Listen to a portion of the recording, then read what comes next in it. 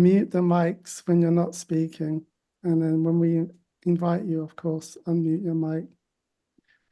I'm going to be recording this. So if everyone's okay with that, that would be great. And if you're not, if you don't want to be on camera, we will post this to YouTube. There's also a YouTube live stream. But if you're uncomfortable, it's fine to to turn off your camera. It's obviously nicer if it's on, but it's fine if you want to turn it off as we're recording this. And really, that's about it. I hope we can all get something from this that is helpful for us in our everyday lives of living this understanding. And with that, I'll hand it off to Peter Chaitanya to begin the conversation. Thank you. My mic is on. Good, good.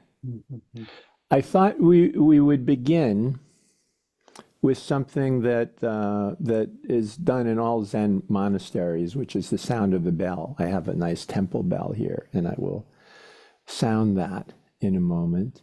And why we do this is because the bell rings out for a while, and then it slowly, slowly drifts into silence.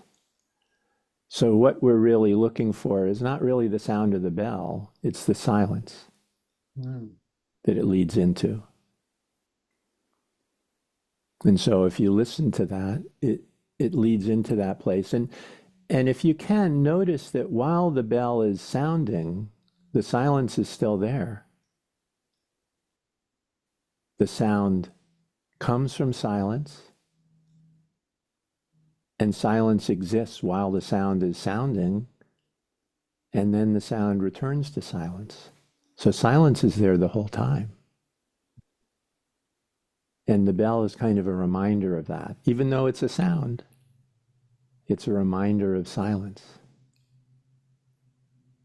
So see if you can notice that. Feel if you can notice that.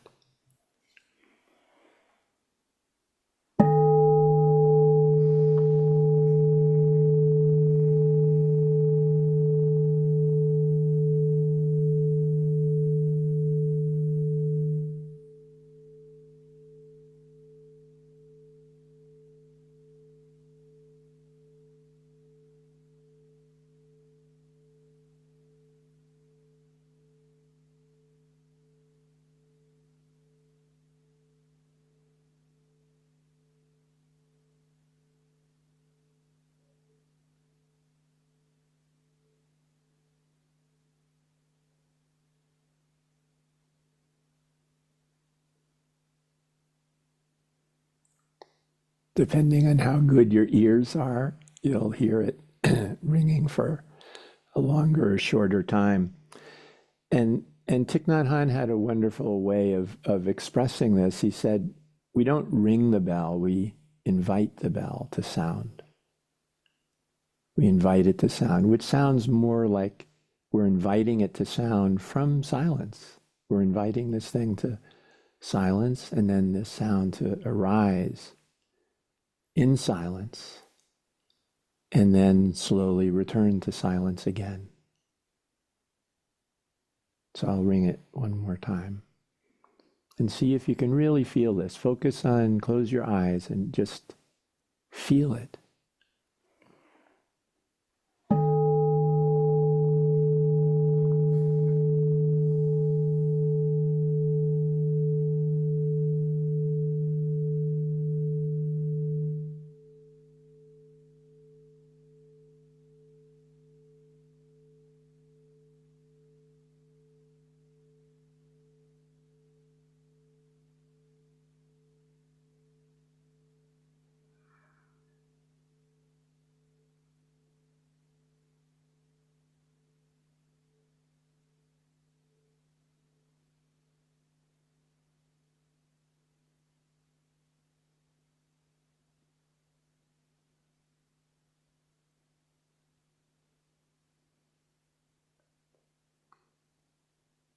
these big bells have a lot of harmonics in them, so there's more than one sound going, more than one tone is happening at the same time, and that's why you sometimes hear that wah wah wah wah thing. It's like there's multiple tones happening at the same time, and some of them are wowing against each other. In vocal training, they call those beats. When you're not right on pitch, there's a beat that happens, this wah wah wah thing as you get closer to it.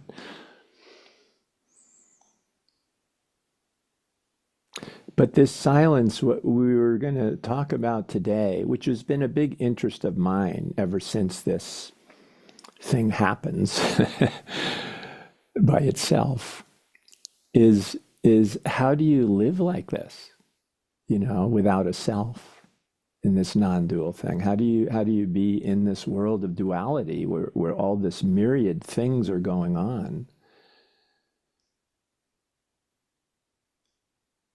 And be in this non-dual space, which is the silence and stillness, the peace, the bliss of our true nature. How do you live in a dream from this place? So that was a bit of a conundrum for me. And I thought that was a very strong interest of mine. So I called my website Living Awake, because that was my curiosity. How do you live awake in the world of illusion? And it turns out there was no reason to even ask. Because this does fine without any thinking or planning or doing anything. Just like the silence does fine. Is the sound of the bell disturbing the silence? Is it affecting the silence? Not at all. Not in any way at all. The silence remains exactly as it is. Doesn't matter what sounds happen. It could be traffic sounds, a jackhammer, fingernails scraping on a blackboard, annoying sounds, beautiful sounds. It doesn't make any difference. They don't have any effect on silence. Silence remains always as it is. And there's one of the most wonderful sentences that I've ever read, which is in the beginning of Papaji's book, of one of his books. It's nothing has ever happened. And I just found that when I first heard it really striking, like, what do you mean? Look at all this. But it's true. Nothing has ever happened. Because this true nature of what we are is totally unaffected by any of this. This is a dream. Just as we're unaffected by our sleeping dreams. What happens in our sleeping dream is, while we're dreaming, it could be very traumatic or exciting or anything. I can fly. This is really fun.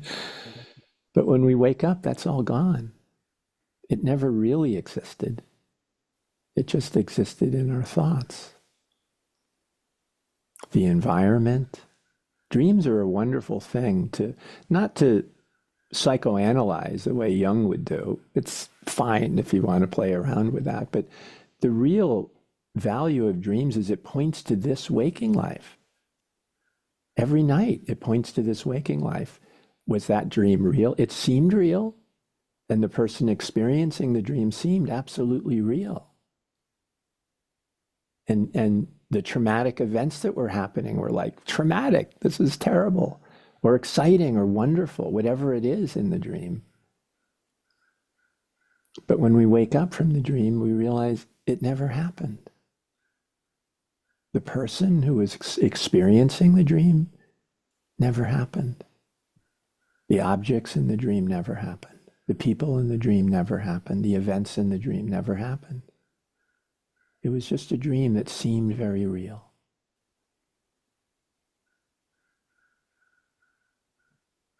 And this waking dream is like that. Like that. Philo, did you have a question, or were you just Not a saying question, hello? more a comment on Yeah, a comment. what you're speaking on, because that's something that I use a lot, the dream analogy.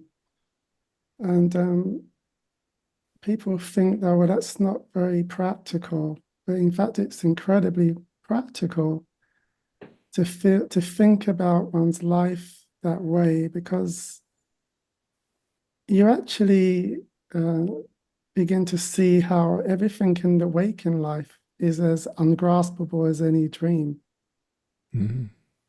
and that things arise and disappear just like in a dream. And so one can think about suffering as that also. Suffering, when it arises, is very real for us as humans. If it's suffering, it's real to us because we're suffering. If it's not real, where's the suffering? Yeah, Exactly. exactly. So, but to know that it's transitory, just like everything else, is a way to mitigate some of that. To see it as dream is a way to mitigate the suffering, especially what we see that's more abstract. When we watch TV and we see suffering, we can suffer with those people and at the same time understand that it's dream. Mhm. Both can happen at the same time. Yeah, exactly. It's the same time. It's like when I work with people, often people come with suffering, that they've had for many years, their lifetime, suffering. And I see at one point their true nature, which has never been touched by suffering and never suffered, and suffering doesn't exist at all. And I see that their belief in the suffering, it does exist. It exists in the dream, in their dream. And they feel it, and I feel it. I feel their suffering from the illusion, but at the same time, I feel that suffering doesn't exist and nothing has ever happened. And that means that whatever they bring to me, whatever I experience from them, is never overwhelming to me. And some of it is amazing to me because things that would have overwhelmed me before and go, I can't deal with that.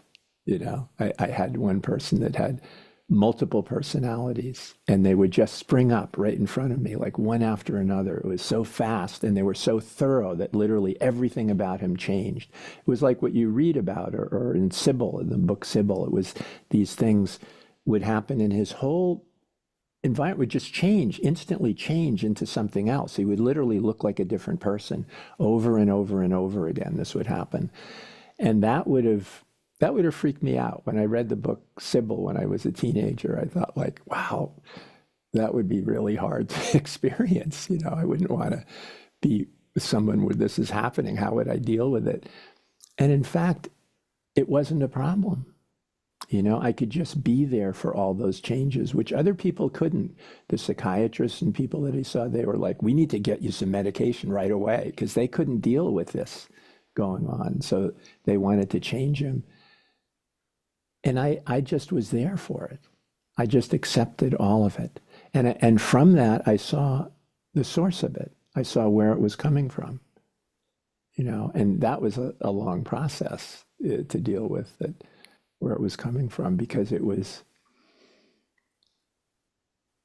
he was like extraordinarily sensitive to everything, so that the slightest discomfort he would escape from it. It was too much, like, oh, there's a mosquito. I got to get out of here, things that we wouldn't really, well, maybe a mosquito would bother us, but maybe the feeling of air on our skin or something, well, that wouldn't bother us. That's just there. But he was sensitive to things like that. The most normal little things were too much. So he had to, anyways, to go into his story.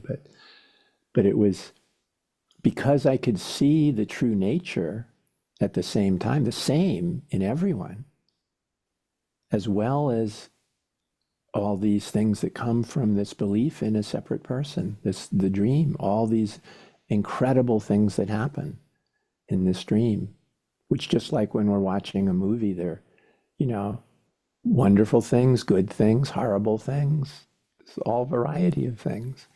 But when we see the true nature of what's here, feel it, when we feel the true nature of what's here as one, there is just this extraordinary peace, bliss, and love. Why? I don't know. It's just like this. It's just like this.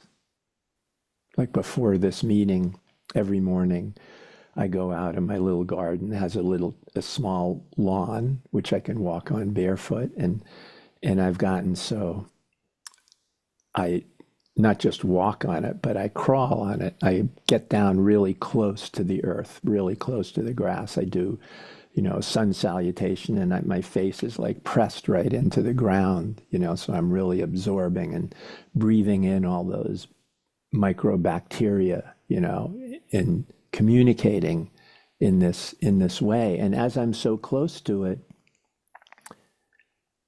I see the non-dual aspect of it, that it's all this one, all the insects there, the grass, the grass that's, old grass that's sort of dying and becoming mulch, and the new grass on top of that, and this enormous variety of insects crawling and flying. I mean, there's hundreds of different varieties there. When you're really close to it, you see so much that's there, and it's all this one. It's all this one appearing as all these different things. And nature is wonderful in that way, because nature never says, no, I'm not. Yes, the insect feels it's an insect and it should fly, or it should bite you, it should get blood from you, or it should do something, explore you. But it doesn't really deny, it doesn't really blatantly, strongly deny that it's one, that it's God, that it's the self.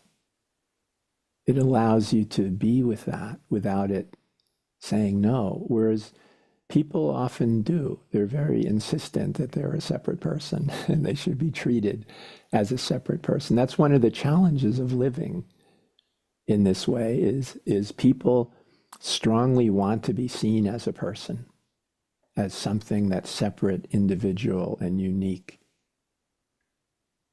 And that's a denial of their true nature. And that's sort of the whole thing, isn't it? That's where all suffering comes from. All suffering comes from this, all of it. We think it's like, yeah, well, I was in an accident and I lost my legs. Of course I'm suffering. Or my child died. Or, I just got divorced, or I was fired, or whatever the situation is. That's why I'm suffering. But that's not. The situations don't actually have anything to do with it. It's that sense of a personal self. Because when we're completely fine, no trauma is going on, things are going really well, I'm just getting married, this is all good, I'm feeling wonderful relative to all the other times, that sense of a separate self is still suffering. And this is what in Buddhism the Buddha called dukkha. So dukkha is not this extreme suffering, like I just lost my child or something. It's not that. It's dissatisfaction. It's this little thing that I'm still looking. I'm still seeking something. There's something that just isn't quite perfect yet. It's just not quite. I'm getting married, but if I'm quiet for a moment and get over the excitement, it's like there's still something missing. There's still something that isn't quite right. And dukkha was described as a wagon wheel that isn't quite perfectly round. It's just making a little hitch every once in a while. It's just not quite perfect. There's still some seeking. Things could get better. And in this non-dual experience, there isn't anything like that. It is perfect. There isn't any seeking. It is already as it is. And that as it is-ness, that beingness is perfect. And once that sense of the separate person is gone, then this all opens up. It just opens up. It's always been open. It's one of the amazing things about awakening to this, is the realization that this has always been here the whole time. I was seeking so hard and doing so much to try and experience this, or what awakening is, or what non-duality is. I was doing, I had all the practices to do that for lifetimes. And it was always here. It was always here the entire time I was seeking. I was never not this. Philo, you have another comment? A question. A question. Okay. Yeah, because so I'm going to assume that all of us here have that understanding. And I'm going to assume also that we are in direct relationship with people that do not have this understanding and are coming from the sense of a separate self. And that's not to be denied either. I mean, that's how they're feeling in that moment. Mm. So how do we, or how do you work with that without imposing ideas or our understandings on others? How do we work with the separate person who's having a hard time with us? I'm referring to something, I'm thinking about something at my job, but Mm. in general, there's that can arise. How do you deal with that? Love. Love. Just unconditional love. Because that's part of this, right? Since everything is this, it's not like it loves itself, right? Because that would be two. That would be dual. It's not dual. It is love.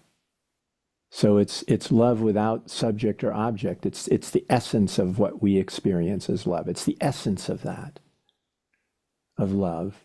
So everything is experienced as that.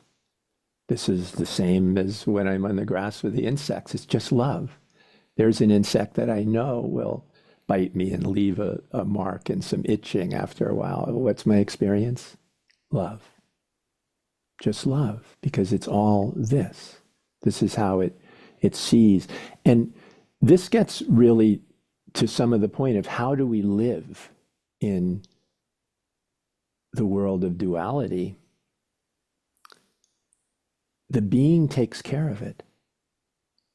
The beingness, the what is, takes care of it by itself. It was my struggles to figure out how to live like this where it wasn't even really a question. There was no need to even ask. Being takes care of it.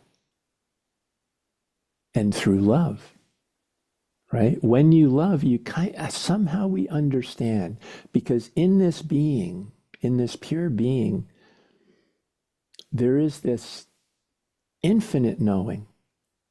It's just vastly more than the mind can possibly even comprehend or come close to it. All the knowledge of humanity throughout time doesn't even begin to approach to the tiniest percent of this knowing. So we trust this and we don't trust this. This is fine. This is limited. This is wonderful for what it can do, but it can't understand truth. It can't understand non-duality. It can't understand reality. It can't understand what it is.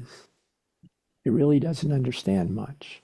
So this is when we say, I know nothing. We're talking about the mind. The mind doesn't really know anything of true value or truth. But this does. What we feel through love, there's this great knowing in love too, if we really want to sink deeply into it, let go into it. There's this knowing there. So how do we deal with individual people like that? We don't, when we feel we're having a problem, that's our mind speaking, right? When we sink into this being, we realize there are no problems, and yet there's something in this moment to do. Some action comes forward. Sometimes it's often, and not sometimes, it's almost always a complete surprise to our mind why we would do something like this. My youngest daughter, my kids are all adults now, but my youngest daughter was spoiled, I have to admit, by my wife and I. It was a second marriage, and she was our only child, and we had twins. Both of us had twins before. And so we spoiled her, you know. We said, oh, we can give all this love to just one now. And so we went for it. And as a result, she was became quite spoiled and sort of, you know, well, spoiled and selfish in a way. And I would never say that to her. I adored her. And one time she was doing something and sort of apologizing for it, which was had a negative consequence on me. And and and basically after she was, you know, saying like, well, this is why I'm doing it because I have to meet my friends and this, and I'm sorry if this, you know, ruins your plans and upsets what you're doing and is an imposition on you. And I said, it's okay, honey. You're just very selfish. And the words came out of my mouth and my mind was going like, what? What did you just say? You don't say this to your youngest child who you love. You don't say that to her. And it shocked her. She was like, what? He's saying that to me. He adores me. He's only saying wonderful things about me. And here he says I'm very selfish, but in a loving way. And it changed her. She became less selfish with her friends and other people. A lot of problems that she had because of that ended. So it was exactly the right thing to say. But did I, as a person, say it? I would never say that. No, this being said it. It needed to be said. And so it was. And so somehow I trust this. And it's taught me to trust this. Oh, I'm as skeptical or was as skeptical as a person as anybody, more so probably than most people. And yet this proved to me that I could trust this in so many ways, so many ways. The thing that I was most afraid of, you know, throughout my life, other than death, was public speaking, was speaking in front of people. It just terrified me because I had to make speeches in school and it was like just very stressful and I really was terrified of it. So I found myself at a retreat with Thich Nhat Hanh, one of my early retreats with him. And a friend of mine was going to be given the teaching, the lamp of transmission, the teaching, and had to go speak to Thich Nhat Hanh right away.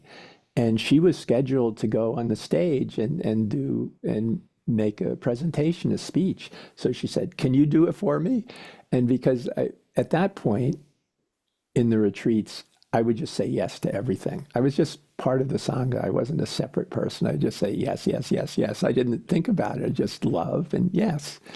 So I said yes. And then I realized, oh, this is the thing I'm most terrified of. And I have no idea what to say. And that's the way it was. You know, she gave me some notes of her life or talking about it. And I said, that's not going to work. I can't do that. I said, something will come to me. I have faith that something will come to me. So I go up.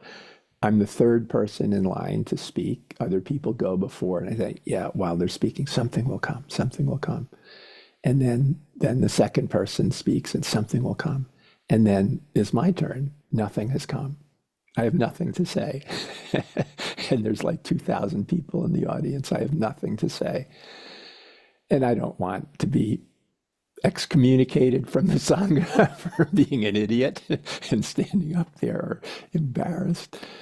But because it had already happened, my worst fear had already happened. It was like the most nightmare you would have in your dream. And here I was there. Okay, it happened. Then the fear goes away because there's nothing more to fear. The thing you were afraid of is right there. You're living it. So there's nothing to be afraid of because it's already happened. So there was no fear, but I still didn't know what to say. And somehow I could feel these questions coming from certain people in the audience, that they would have a strong question, a very, something that really meant a lot to them, like a driving question that they would have. And one person, I remember, was over in one part of the audience, a male, and then there was a woman over on the other side, and she had a question, and then a third question came up. So I guess I answered those questions. That's all. And afterwards, people said, you're amazing. Like, I never knew you could do that. You could speak like that. Did I? I had no idea either. And then, I said, well, if it's so amazing, they were videoing it. I'm gonna get the video and then I'm gonna practice what I said so I can do that the next time. I'll just take what it is and learn how to do that. And it turned out that the camera right before I went on stopped working and they had to get another camera and they missed the whole thing. So I had no idea what I said.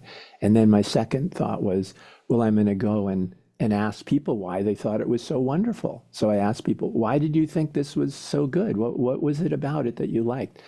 And everybody had a completely different answer. There was no way to put it together about what it was. But it taught me like there's something here that's not me as a person. Person who's afraid, like, 10-year-old boy is afraid to make a speech. There's something that's not that's up there. I don't know what it is, but it comes forward and does that. And that experience allowed me to do that again and again and again. And each time it was the same. Something just comes through somehow. And I moved here to Sedona, where I live now. Why? I had no idea about what Sedona was, but I felt this inner calling to come to this place that I knew nothing about, leave my family, my Sangha, all my friends, everything I knew to go to a place where I knew nobody and nothing.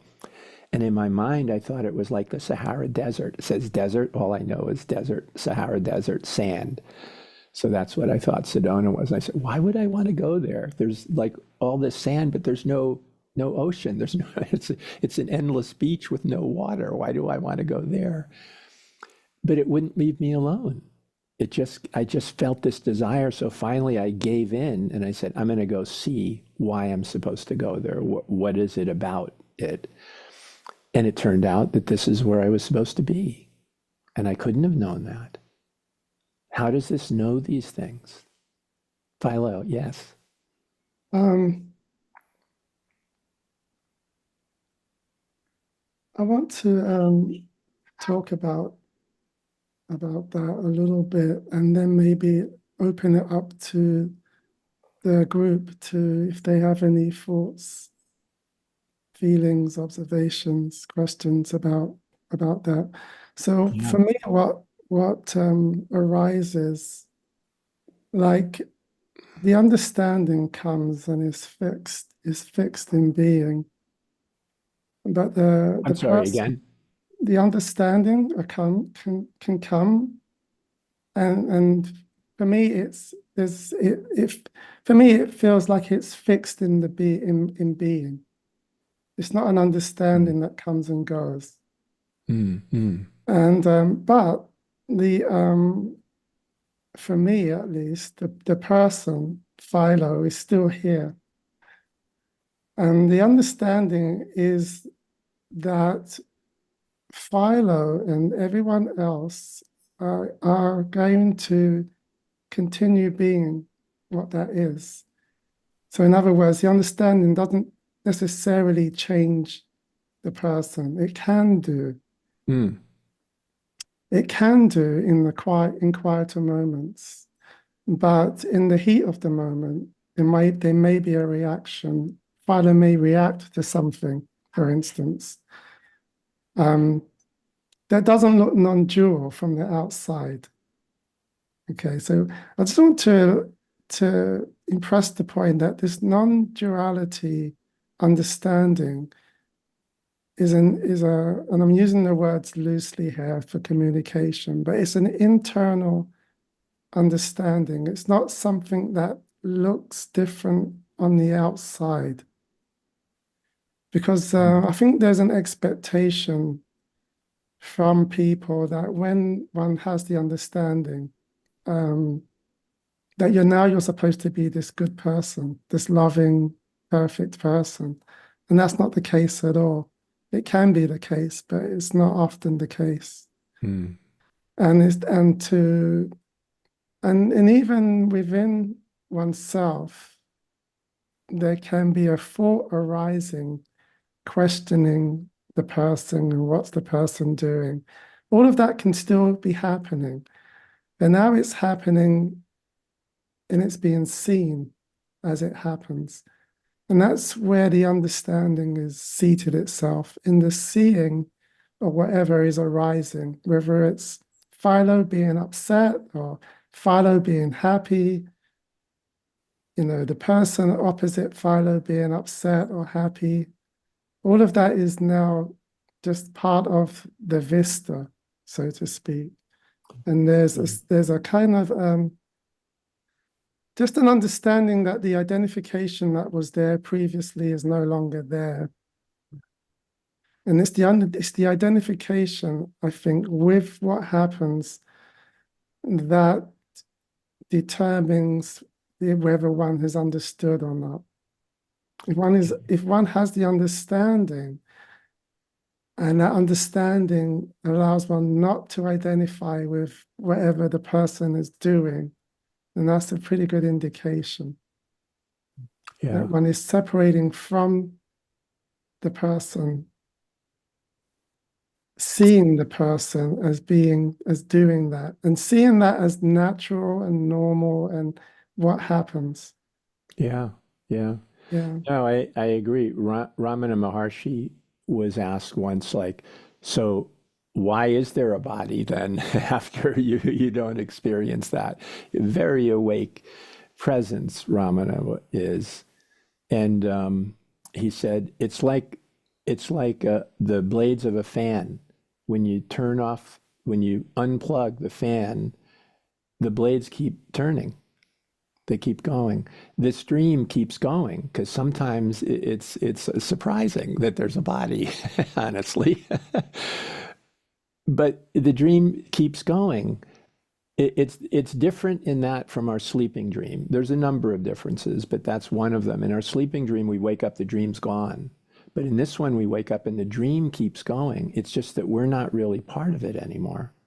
We're not attached to it. We're not really, nothing is happening here. And the dream, all these things still appear to be happening, but we don't have an identification, as Philo said. We don't have that connection. It's like when we're watching a movie, right? If it's a good movie, we're very involved in that movie, right? We suspend disbelief and we are the characters there. And if they're in jeopardy, it's like, no, don't go into that dark room or whatever it is. Oh, they need to get together. They're so much in love, all these problems. Oh, this is so unfair that this came up. We're really invested in it. And that's a good movie, right? If we see it as a movie, it's just a movie.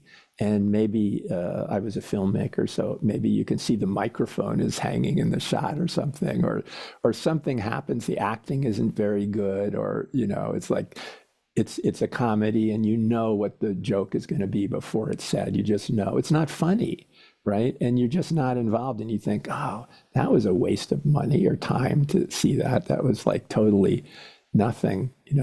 It isn't really the same for this experience because we love all this stuff happening in the dream because it is a dream, because there is the underlying reality.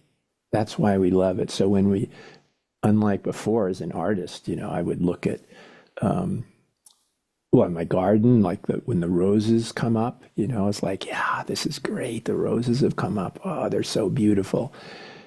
And now when I look, it's like, it's all the self and it's beautiful. It's even more beautiful, but it's not a rose anymore, right? It's the self. And as an artist, I kind of wanted it to be this, a rose. I wanted to see like, how am I going to photograph this? How am I going to make something out of this? Because it's the same, the rose and the wall behind it and the ground and the sun and the looker, the one that's seeing it. It's all the same one. And it's beautiful in that way. It's more beautiful, but it's not the same. So for a while I missed that. And I thought, like, as an artist, is this the end of my doing any of that? No, because everything that I had done before was somehow that I was seeing that. I was seeing that without knowing it. And that's why the photographs and the art was so successful, because other people would see it too, somehow, without knowing what they're seeing. But the dream keeps going. And that's fine that the dream keeps going. I will say that in this life, there have been changes to this body mind vehicle in that it's not stressed anymore. It doesn't get stressed because it doesn't have the identification. There's a sense of peace, a sense of somehow perfection of everything, and an understanding when things happen in politics and things that used to get me very upset. There's an underlying understanding of why it's all happening somehow. I don't even know. And it's not necessarily something that I can put into thoughts or words, although I try, at times, but it's deeper than that. It's more of a feeling, more of a sense of being. That's the funny thing, because being is like such a small word to the mind, but actually it's everything. This that creates the dream, universes and all this is being. And it's being that creates it. It doesn't create the way we think of creation, like I'm going to plan on this or this would be good to do that. The being alone. And this is why when we act from being, as being, the actions just come. They don't come with any intention or plan. They just arise from being. They just happen. And that's hard at first to accept that. But when we do, in my experience, it makes a much better life, for this body mind. It's infinitely more pleasurable, infinitely more being, that there isn't so much effort, there isn't so much working, planning, stressing. There isn't really anything to stress about. Occasionally, maybe it might stress, the body might stress, and it doesn't really go to the self-identification like it used to, but it did. It went what I call a roller coaster. Many, many, many years since I was in my early 20s when these awakenings would happen. There was a roller coaster thing where I would have this awakening and try and figure it out, which would plunge me back into identification with the mind and the person again, and I would lose whatever that was over and over and over and over again for most of my life. James, So, did you have a thought? I can see you raising. oh, James, Yes, yeah. but okay, Peter, thank you. I mean, you're you you come from being and you express it so beautifully and you live it. And this is what we're about in terms of what we want to format with this kind of a forum. I had a little wonder about separation and how we deal with the illusion of separation. In other words, part of the person, the personal relationships we have, quote, with people, people to people, the separation, the recognition of separation can seem to be lost. In other words, you have to enter into the world of belief and problems and vexatious living and anxiety, et cetera, et cetera. And I know, Peter, I saw you make a comment on one of your writings that you don't see people so much and you don't interface as much with people, maybe in this respect. And I don't, did you have a comment on that? Well, yeah, I mean, in people who are engaging very much in a working life and relationships and marriages and all that stuff like that. I Yeah. live as a monk, right? And that was intentional. And I was in relationships. I have kids. I was married and had all that. And that was an incredibly a wonderful experience and learning experience and everything. Very, very valuable. Yeah. But I made a choice to live as as a monk, and not only as a monk, but not as part of in a monastery of a sangha with people, but mostly in silence, mostly as a hermit, basically, more or less. And I have spent over a year living completely in silence without any contact with people at all, and for 6 years, every 3 months I would come back into this silence, even when I was in a relationship with a partner, with a woman, and said I just felt it wasn't even my own sort of personal intention because it was very inconvenient to do it, but I just felt pulled into it, like coming to Sedona. I just felt called into it, and I couldn't resist it. At some point, I can't resist the inner calling to do these things. So I would say, I'm sorry, I have to go into silence for 3 months. And I remember one woman said, like, well, can I call you? And I said, no, that's not the point. And after a while, I felt it's not fair for me to be in relationship with people if this is going to go on like this. So, I stopped. And that's when I became a monk then, Thank from you for that, that. Peter. Thank you so These much. are over. So I'd like it's to, it's different. It's a different, yeah, thing. And it's like people would say they go to Thich Nhat Hanh and said, "We need advice on marriage." And he said, "Why would you ask me? I'm a monk." okay, we've got about half an hour left, and I would like to invite anybody who's got that back of their mind reoccurring thought, comment, question to perhaps maybe this might be a good time and place to speak up.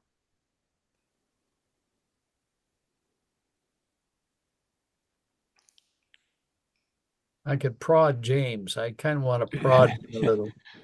James Hartland, that is. I read your writing. It's lovely. I thank you for it.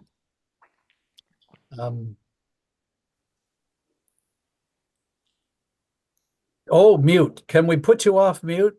Can we get James on there? You Sorry, should be able James. to unmute. He's still on mute. Can you hit your button, James? Mute me. Can you There hear There me? you you go. go. Oh, Okay. hallelujah, hallelujah. Well, this is good. I'm reminded that each of us who are sincere and honest with ourselves, we each have our own unique but valid path, as it were, to the mystery. This instant.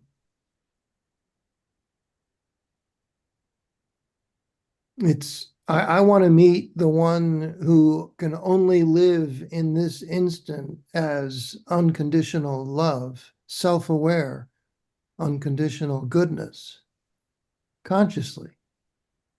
I know you're there. Mhm.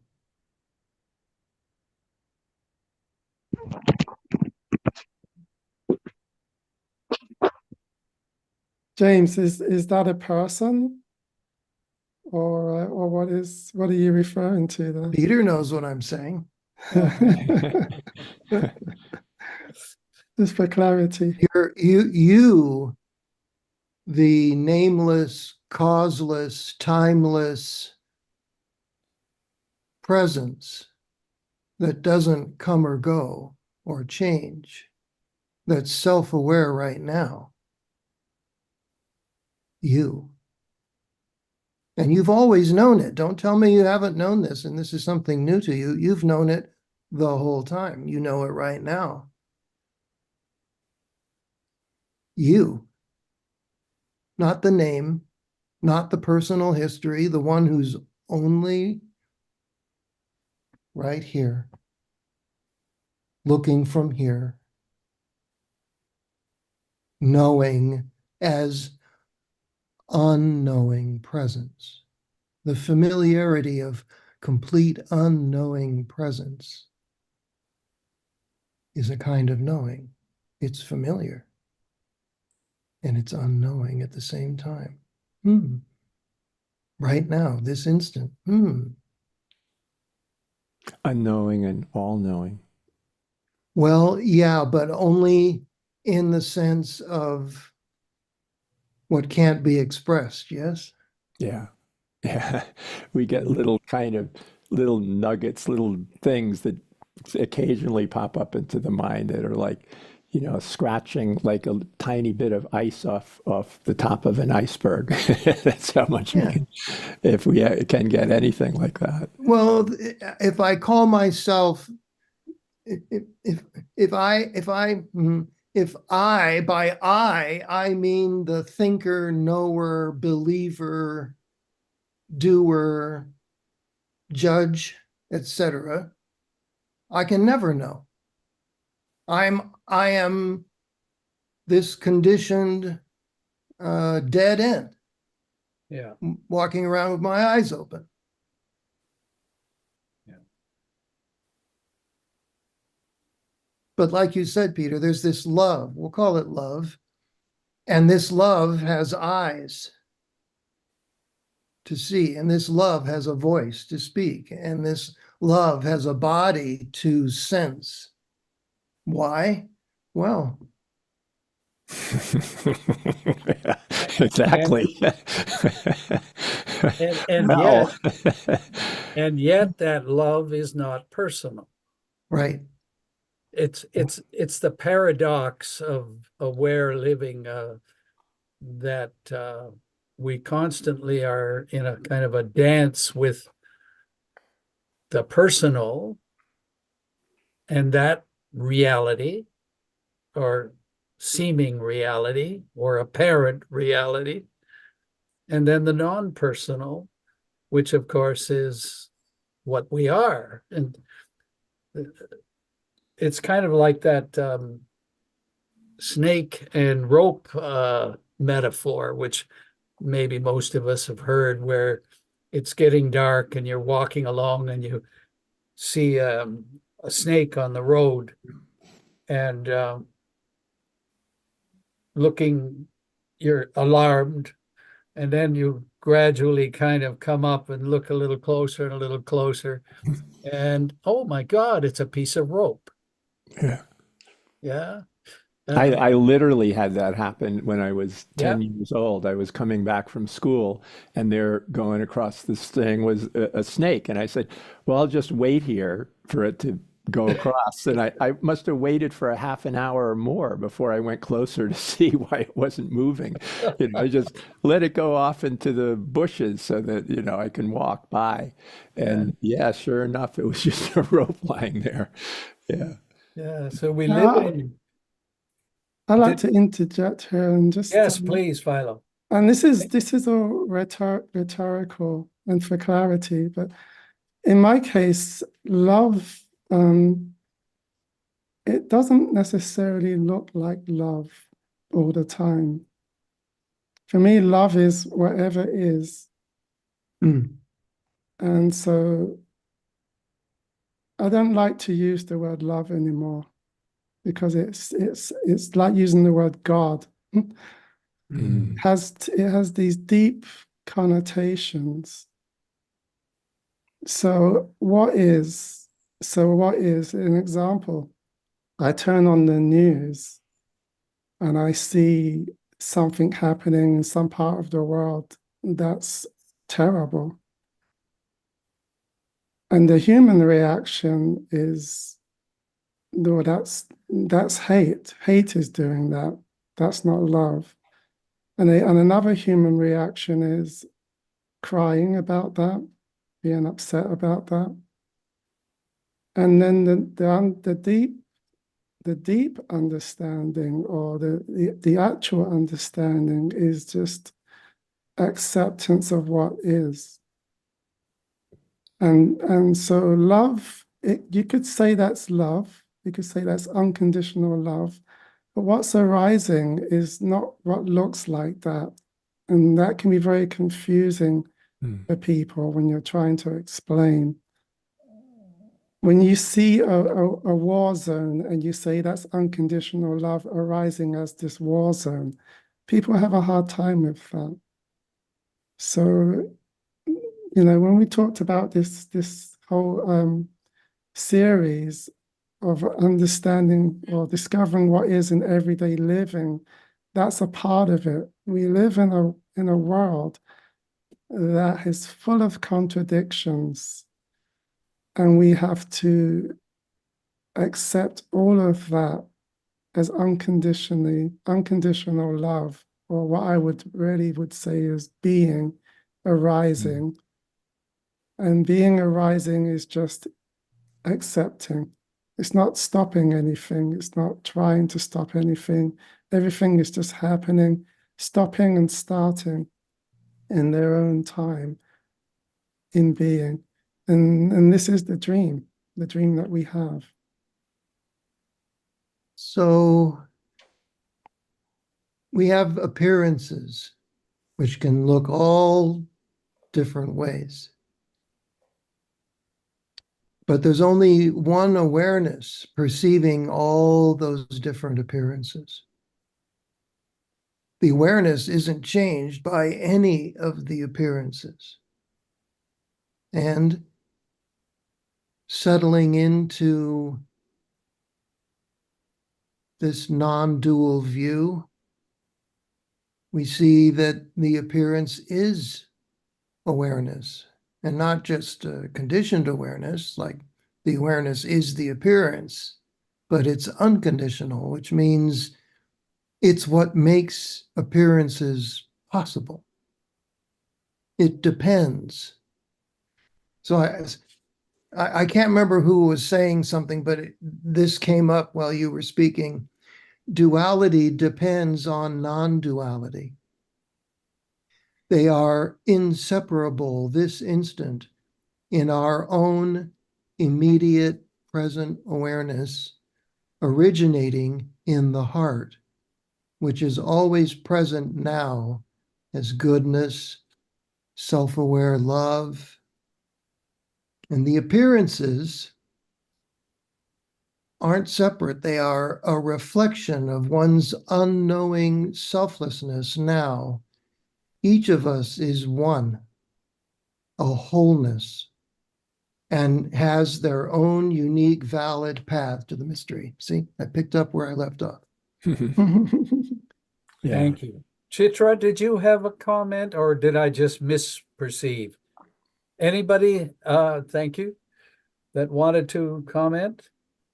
Charlie, welcome. So we're talking about everyday living. Raja, you had a comment, and Shay will come to you too. Raja, could we unmute Raja, please? Hi. Hi, Razia. Hi, James and Filo. Thank you for inviting me. Yeah, it is so awesome listening to Peter and James and Philo and James again.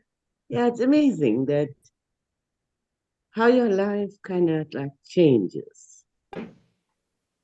It's like you're looking at the same world, but it's so beautiful, you know? I mean, the things that used to like annoy you and make you angry and just don't anymore. It seems like, and there's this love, like you feel, you're looking at the other person and you see that they're just a part of you, you know, they just a different shape and things like that. But it's you expressing as this difference. And then you see the sameness all the time, you know, that's love, that we are the sameness. And then I was thinking about, like, you know, when you take someone who takes her gun and shoots someone, and we go, whoa, how did you do that, you know? And there's this reaction to it, you know, because I mean, why did you shoot someone? But if you look at it and then you say, there's no judgment there, because at that particular moment, what was the frame of mind that this person was in, you know? And then also you look at the conditionings that the person is. all these preconceptions, generations and generations of conditionings here. And this person takes the gun and shoots them. You know, where's the judgment? Yeah, so thanks. Thanks, James. Thank you, Raja. Shay, we'll unmute you if you're still have something. You can, everyone can unmute themselves. Can they? Oh, Yes, unmute yeah. yourself, my friend. I thought he was in the control of all the Jay, can you find your board? Or did you want to speak? No. Still not muted. You're muted. You have to click on the microphone on the bottom left. The little red microphone. Is it red? No, just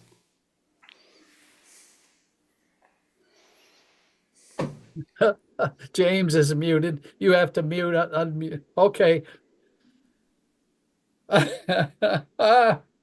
We've never had that problem.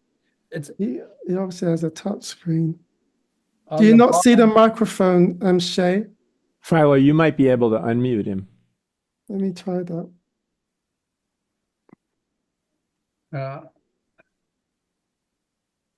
Where's it gone?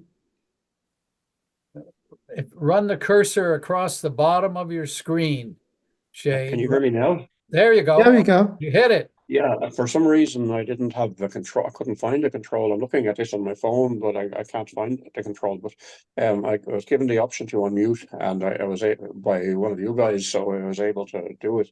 And I don't have questions. Oh, well, I like your accent Not anyway. now, anyway. Welcome. Nice to hear your voice. Okay. Okay, thank you. Thank you very much, Shay. Yeah. Residual reflections coming from anybody?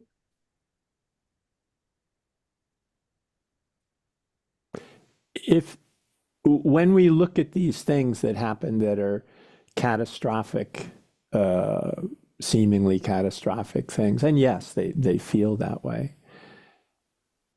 If you look closer and see what the results of these things happening, often there's an awakening that happens with that. I mean, my own life had a lot of suffering in it, a lot of trauma, especially in childhood. And that inevitably helped with awakening. It was just part of the whole thing. So I see that suffering is actually a gift that we have. When people come to me for healing, that's the first thing we work on is, why is this a gift?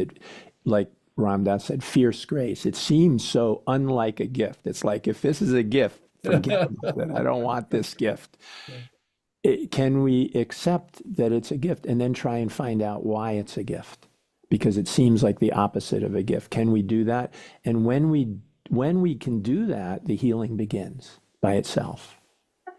It's something that we needed to have happen in our life in order for us to wake up, in order for us to be free of suffering. We needed suffering in order to be free of suffering. Right? And yeah, it's not pleasant. It's extremely unpleasant. But looking back over my life, everything was guiding to this. Everything was a gift. And at the time, did I see that? No.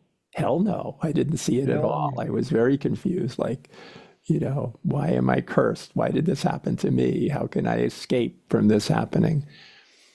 But after seeing it enough, then it became welcome. Even in the moment of it happening, it's like, let's get to the bottom of it. Let's not waste this suffering.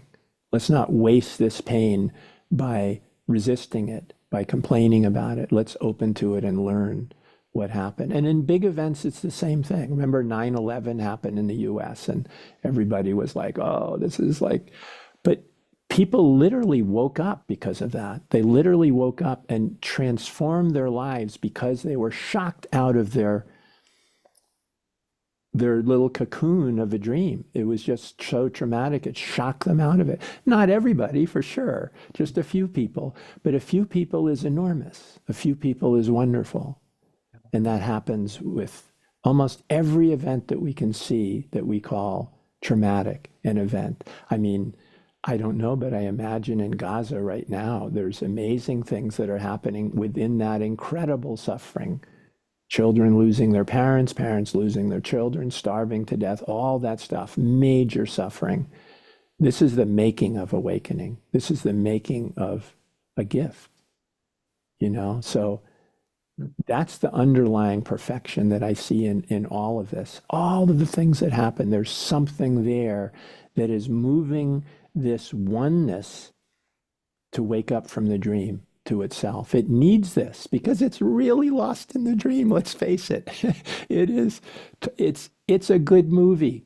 It's completely a good movie. It's bought into the movie hook, line, and sinker, and it's relishing the drama and the suffering and all this stuff. It's very involved. It's not sitting there on the couch going, yeah, it's okay, but you know, not so good. No, it's just right there. Right there. Right there, you know, right there. And when it wakes up to itself, it's like we don't wake up, right? This person, dream character, that's gone. It wakes up to itself. And all this suffering is a necessary ingredient. It's part of the perfection of the whole dream. It's perfectly imperfect, right? Nothing in the dream will ever be perfect. It's perfectly imperfect. It has to be. You can't have two things that are perfect, then it wouldn't be real. It wouldn't be what it is. Only this is perfect. Only this is unchanging. Everything in the dream is changing, changing, changing all the time. Only this is not changing. So there has to be that radical difference between the dream and between this.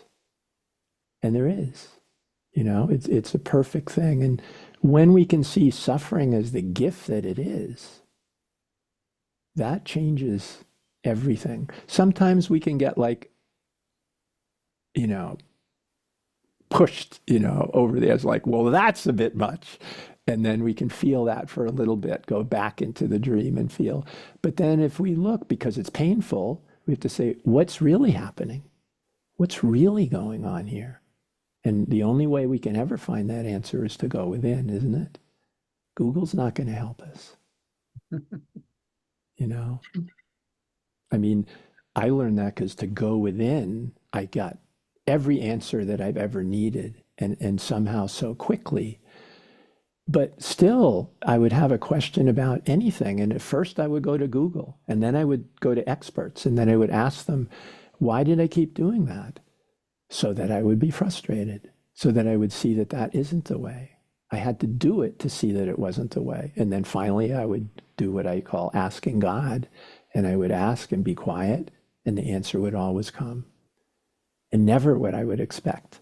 Never what I would expect. Always a surprise, but always with this resonance of this truth that is beyond thinking, beyond believing, beyond anything our mind can call truth, is this unchanging truth, always accompanied with that, you know? And so, I mean, after 20 years, why didn't I just like go to that all the time? Well, that would have made sense, but that's not how the dream acts in this way. That's not how it teaches this to let go. That's not how this go. And you're so right, James. Every single person, their path is uniquely perfect for them and uniquely like snowflakes, never the same. So we can get very confused by saying, oh, Yogananda did this, and, you know, Ramana did this, and Eckhart Tolle did this. Well, I should try and commit suicide so I can have his thing. Well, it's not for you. Not one of them has the same. And we get confused by seeing that and saying, I need to do this. Our way is the right way.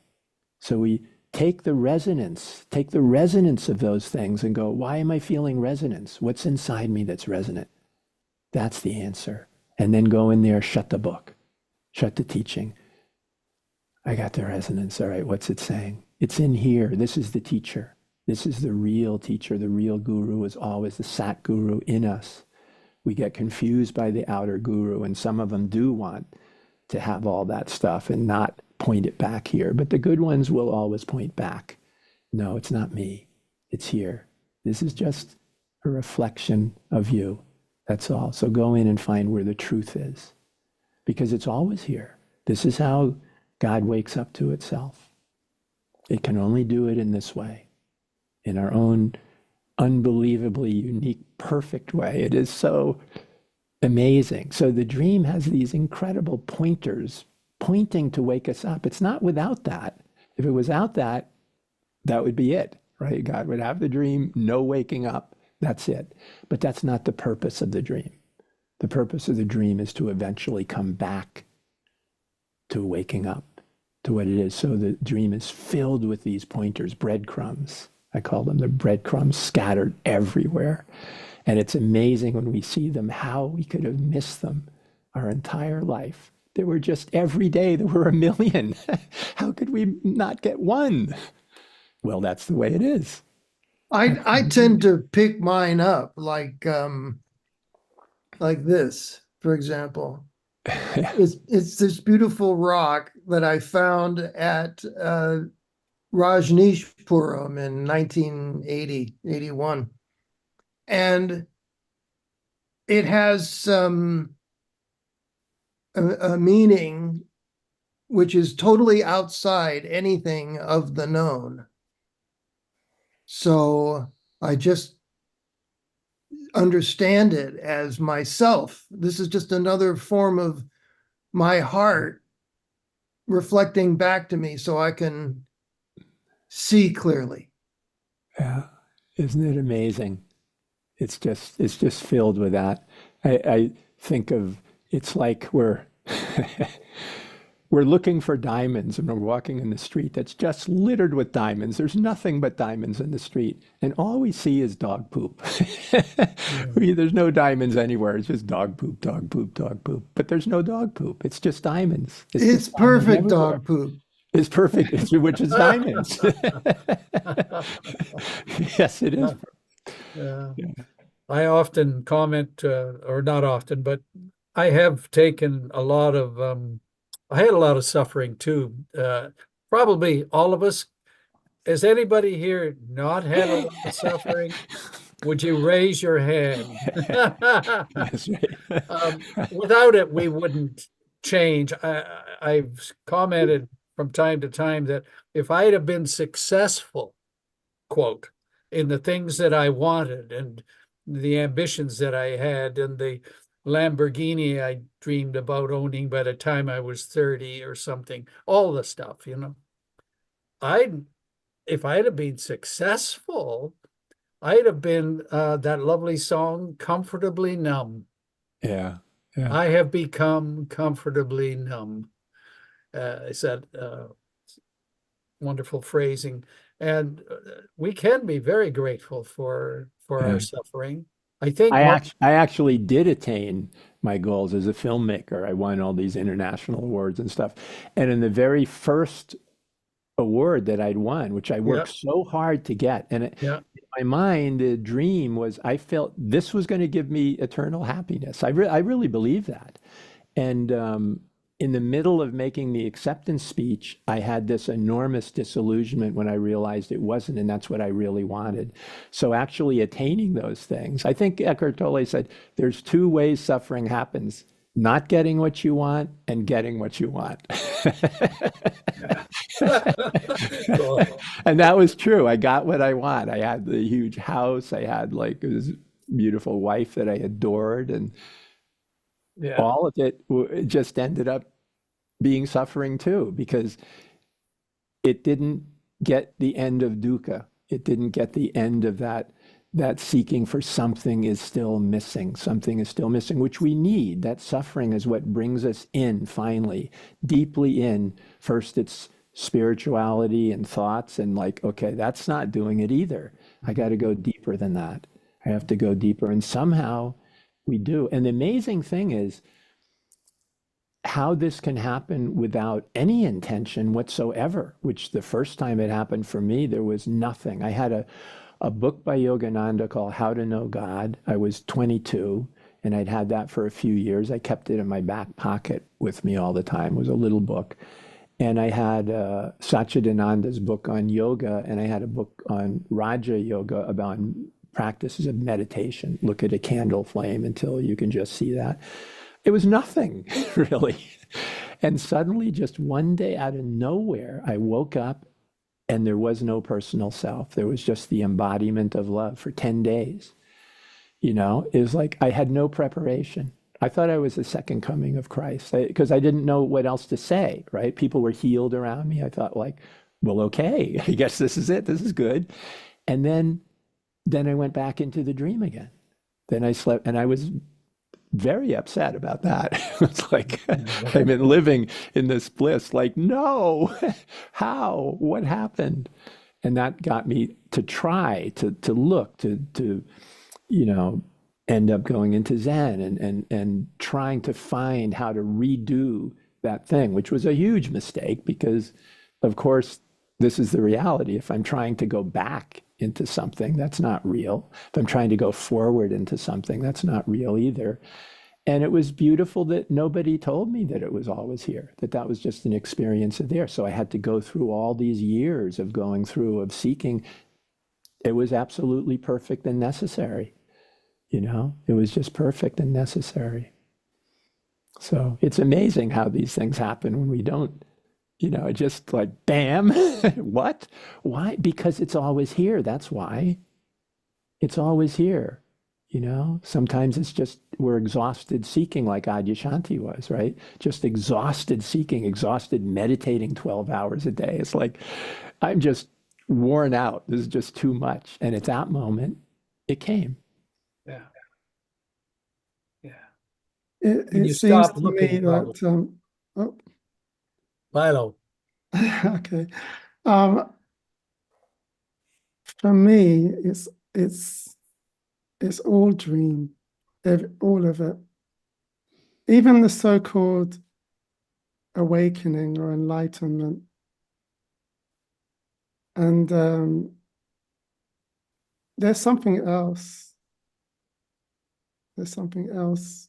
So that's why we can, like, let's say, Peter, you had this moment or this moment of time, these 10 days of bliss and being Jesus, and then that kind of went away again. That to me is an indication that it's a dream. Anything that any experience that comes and goes is dream. So even the awake experience right now is still part of the coming and going of experience. And so I call this state, the awake state. For me, I'm a very vivid dreamer, and I often lucidly dream. And this awake state here, for me, is like a lucid dream. So the awakeness is here, the reality is here, just like in a lucid dream. But within that, the experiences are coming and going. So even the experience of enlightenment is part of that coming and going. And for me, the investigation in the everyday living is what is behind that. And that's the part where I feel we come to what I call the unspeakable. It's something that we all have it right now, but it can't be seen by the human being, by the mind, or even by being. I think being is still part of the dream. So beyond being, there's the unspeakable. And the analogy that I have for that is when we're dreaming at night and everything is real. We wake up from the dream, and that dream experience has completely disappeared, and all of the people in it, all of the situations completely disappeared. And I think the analogy here with this waking dream is that in the actual awakening from the dream, all this disappears. Yeah. Yeah, that's the experience that I have in what I call samadhi, which is body, mind, world is not there. That's what they call sahaja samadhi, where the whole thing just disappears. There's only this, whatever it is, only this, whatever it is. But you don't function in the dream. The body doesn't function in the dream from that state because there isn't anything here. And then the sahaja samadhi is where you're lucidly dreaming, where you keep that, but the dream is back. So the body will go and do its thing and eat and get things and do things. I will say that experience that I had in my early 20s, it is exactly this. It is no different. Every time the opening happened, it's like an opening to what I am, and it's unchanging. Every time I've experienced it, there's never any change to it. That's why it's unchanging. It's like the repeated experience of not experiencing it and then going back to experiencing it again. The thing that stays is that has never changed. The depth of it, that's just the depth of the experience of it, but it itself has never changed in the slightest way ever. So there were these sort of windows or doors that sort of just opened up somehow, that was always here to what was always here. So the dream like fell apart. Somehow the dream just collapsed and suddenly there was just this. And then the dream came back through the habit of the mind, the habit of this engagement with people, like, Peter, how are you? Well, just that, like, oh, there's a Peter. Oh, okay. And now I'm stuck back in this.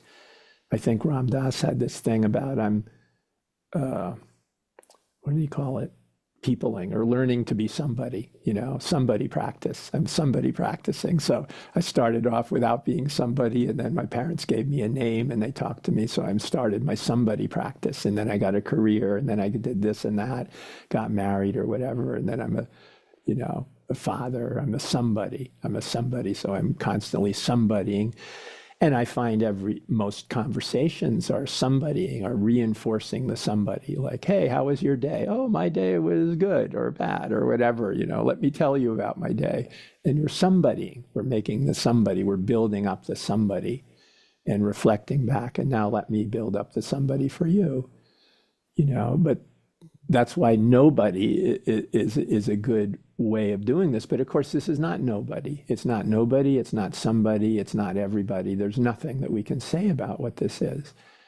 But nobody is a good practice to help us let go of the somebodyness, because that's what we're stuck with. We're stuck with a somebodyness. So as Thich Nhat Hanh called it, all spiritual practices are a form of medicine. Once the medicine has been effective, you don't keep the medicine, you get rid of it, because otherwise it'll become a poison. Now you've let go of the somebody, but you don't want to be attached to the nobody either. So it's like, nobody did its work. Okay, thank you very much. And now what's there? Not somebody, like neti neti, which is the perfect way of describing it. Not this, not that, not somebody, not nobody, not everybody, not somewhere in between that, not anything. Then what? Exactly. Then what? So there's no knowledge to be gained, no knowing to be had. Not to be had. Rarely. No. Yeah. But there is knowing within this. Yes. There is vast knowing within this, but not something that we're going to be able to say anything about or do it. It's much more than that. It's too much. Can this little finite mind fit the infinite into it? How would that be possible? It doesn't even exist. Yeah. But I like, Philo, your dream thing. That's something that the Tibetans have done a lot. They're very connected to the afterlife thing, which they get through dreams, and very much to the dreams, and then looking at this life and saying, this is a dream too. That's a dream. This is a dream. So there's a practice of walking through the waking dream and acknowledging that everything we're seeing is a dream, just like the sleeping dream is, which can help free you and bring you more into that state. I mean, I experience this now, so I don't need to do that, but I can see the value of that. You know, I had an amazing experience I did years ago. I used to practice this don't know mind. One of my Zen teachers, Sensanim, was the don't know mind thing. And so I took it a little further, and I would look at objects and just say, I don't know what that is. I don't know what that is. So I was literally taking away all the knowledge in my mind and sort of putting it aside until I reached a place where there was nothing. And then I would see the object with just an awe and reverence of whatever the heck this thing was. It was amazing. So I liked doing that. So I kept doing it with nature in the woods. And one day I was actually sitting on the toilet, and I thought, like, well, there's a faucet. Let me do it with the faucet. So I just eliminated everything that would have to do with it. Chrome, shiny, you know, metal, faucet, all those things. And it disappeared. There was just the background. All the other stuff was there, but not that. And as soon as the thought shiny or chrome or anything came in, it was right there again. And that was teaching me how my mind was making these things, and that I literally couldn't see them without some knowledge of what it is, right? It was actually making the world. And so I did that for, I don't know, maybe a year or so. I would practice with different things until it would disappear, and then it would come back again, because I'd been working on Don't Know Mind for years. So my mind was attuned to being able to do that, to be able to just let go, because it's really nice to see things. Like Krishnamurti said, when a child first sees a tree, he really sees a tree. And once he learns the word tree, he can't see the tree anymore.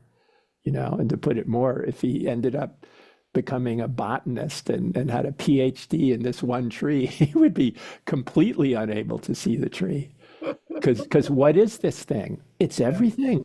It's the universe. It's everything. And the child just feels that the awe is like, oh, wow. Yeah, that's how everything is. Oh, wow. Right. And once we think we know, oh, wow is gone. I think we did as a human population at one point had awe. I don't think in our sophisticated culture we have much awe anymore. You know, we've lost that. And that's important, because we're not really seeing anything if we don't have that experience of just awe, just wow. Yeah. Then we're seeing it, then we're present, then it's like there. We're back where the child was that had the inner knowing, was still alive in it. And we've hidden that. We've put layers of curtains and blockages and bricks and everything over the inner knowing. And we just have this illusion of our thoughts, this limited illusion of thoughts, this abstract way of perceiving.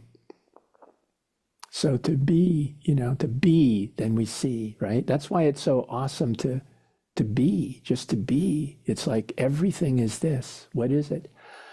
I have no idea. And it's so wonderful to not know. It's so freeing to not know, which the mind is completely against. And we're conditioned like, well, then I'll be a moron. I'll be an idiot. No, not knowing is an insult, right? It's like, no, you don't know anything. You know nothing, right? This is like an insult. Right. It's terrible.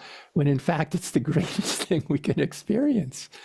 You know, we can't know anything until we experience not knowing. It's the only time true knowing can come forward. It's so funny how the dream is. It's like, we're purposely becoming more and more ignorant while we gain all this knowledge. Yeah. We're living in paradox, huh? Yeah. And paradise without knowing it. Yeah, and paradise. Paradox is paradise. Yeah.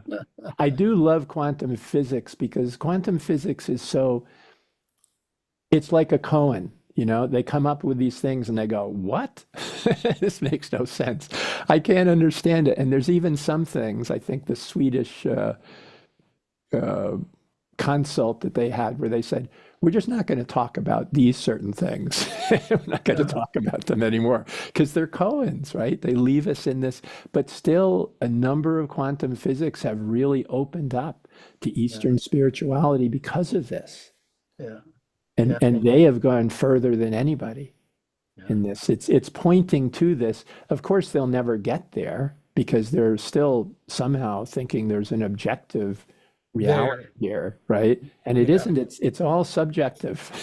There's no there. There's no there, right? Exactly. But they're really finding that out in these extraordinary ways scientifically, which is very, I don't know. I think it's wonderful. And they're scientists, so they should be looking for truth. And there's some beauty in that, even though they'll never get there. You know, just the act of being curious is enough. And I wonder how many people have actually had awakenings from really thinking about what they've found, really thinking about what they've explored, and thinking about the fact that they don't know, you know, trying to look in something deeper. Yeah. Donald Hoffman is a scientist who's looking into consciousness of all things. How wonderful, Yeah. you know. And he's finally he said, I'm going to do this in a completely scientific, objective way with only science. And the most recent thing I read, he said, well, actually 50% has to be meditation. Ah, And I think eventually he'll see, no, it's really more like 100%. 100%. Yeah, exactly. But he's slowly getting there as a very, you know, strict scientist. He's slowly moving his way into that real. And if he goes far enough, and if his meditation goes deep enough, he will.